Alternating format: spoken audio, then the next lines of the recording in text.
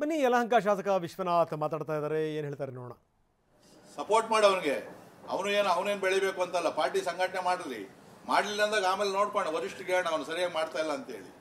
ಈ ಥರ ನನಗೆ ಪಕ್ಷದ ತೀರ್ಮಾನದ ವಿರುದ್ಧವಾಗಿ ನಾವು ಯಾವತ್ತೂ ಎಲ್ಲೂ ಮಾತಾಡೋದಿಲ್ಲ. ಇವತ್ತೇನು ಜಿಲ್ಲಾ ಅಧ್ಯಕ್ಷರು ಆಯ್ಕೆ ಆಗಿದೆ, ಕೆಲವ್ರಿಗೆ ಅಸಮಾಧಾನ ಇರ್ಬೋದು, ನಮ್ದಂತೂ ಎಲ್ಲೂ ಅಸಮಾಧಾನ ಇಲ್ಲ. ಸಂಪೂರ್ಣವಾದಂಥ ಇವತ್ತೇನು ಪಕ್ಷದ ನಮ್ಮ ದೆಹಲಿ ನಾಯಕರು ತೀರ್ಮಾನ ತಗೊಂಡು ನಮ್ಮ ಜಿಲ್ಲಾ ಅಧ್ಯಕ್ಷನ ಘೋಷಣೆ ಮಾಡವ್ರೆ, ಅದನ್ನು ನಾನು ಪ್ರಶ್ನೆನೂ ಮಾಡೋದಿಲ್ಲ. ಪಕ್ಷ ಏನು ತೀರ್ಮಾನ ತಗೊಂತದೋ ಅದಕ್ಕೆ ನಾವು ಬದ್ಧವಾಗಿದ್ದೀವಿ. ಆದರೆ ಅನಾವಶ್ಯವಾಗಿ ನನ್ನ ಬಗ್ಗೆ ಆಗಲಿ ನನ್ನ ಕ್ಷೇತ್ರದ ಬಗ್ಗೆ ಆಗಲಿ ಆಯ್ತಂದ್ರೆ ನಾನು ಬೇರೆ ರೀತಿಯಲ್ಲಿ ಪ್ರತಿಕ್ರಿಯೆಯನ್ನು ಕೊಡಬೇಕಾಗ್ತದೆ. ಈ ಎಚ್ಚರಿಕೆಯನ್ನು ಸುಧಾಕರ್ ಕೊಡ್ತೀನಿ. ನೀವು ಇನ್ನೇನಾದರೂ ಮತ್ತೆ ಪಕ್ಷದ ಬಗ್ಗೆ ಏನಾದರೂ ಮಾತಾಡೋದು, ಕ್ಷೇತ್ರದ ಬಗ್ಗೆ ಮಾತಾಡೋದು ಏನಾದ್ರು ಮಾಡ್ತು ಅಂತಂದರೆ ನಾನಂತೂ ಸುಮ್ಮನೆ ಇರೋದಿಲ್ಲ. ಇವತ್ತು ಯತ್ನಾಳ್ ಅವರು ರಾಜ್ಯ ಅಧ್ಯಕ್ಷರ ವಿರುದ್ಧವಾಗಿ ಮಾತಾಡ್ತಾವ್ರೆ.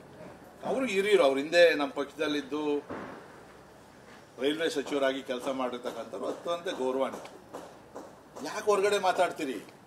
ಕಾರ್ಯಕರ್ತರು ಉಗಿತಾವ್ರೆ, ನಮ್ಗೆ ಚೀಮಾರಿ ಆಗ್ತಾವ್ರೆ ಅದ್ಲ ಕಡೆಗೆ. ಏನು ಪಾರ್ಟಿರಿ ನೀವು ಅಂತೇಳಿ ಕೆಲಸ ಮಾಡಿದಂಥ ಕಾರ್ಯಕರ್ತರು ಯಾರು ಇದಕ್ಕೆ ಹಿಂದ್ಗಡೆ ಯಾರು ನಿಮಗೆ ಇದು ಮಾಡ್ತಾ ಇರ್ತಕ್ಕಂಥವ್ರು ಇದ್ರೆ ಇಲ್ಲಿ ಇರ್ರಿ, ಇಲ್ಲಾಂದ್ರೆ ಬನ್ರಿ, ನಾನು ಬರ್ತೀನಿ. ರಾಜ್ಯ ಅಧ್ಯಕ್ಷರು ಯಡಿಯೂರಪ್ಪ ಅವ್ರ ಹತ್ರ, ರಾಷ್ಟ್ರ ನಾಯಕರ ಹತ್ರ ನಾವೇ ಮಾತಾಡ್ತೀವಿ ಏನು ಸಮಸ್ಯೆ ಅಂತೇಳಿ. ಇಲ್ಲಿ ಬಹುತೇಕ ಎಲ್ಲರದು ವೈಯಕ್ತಿಕ.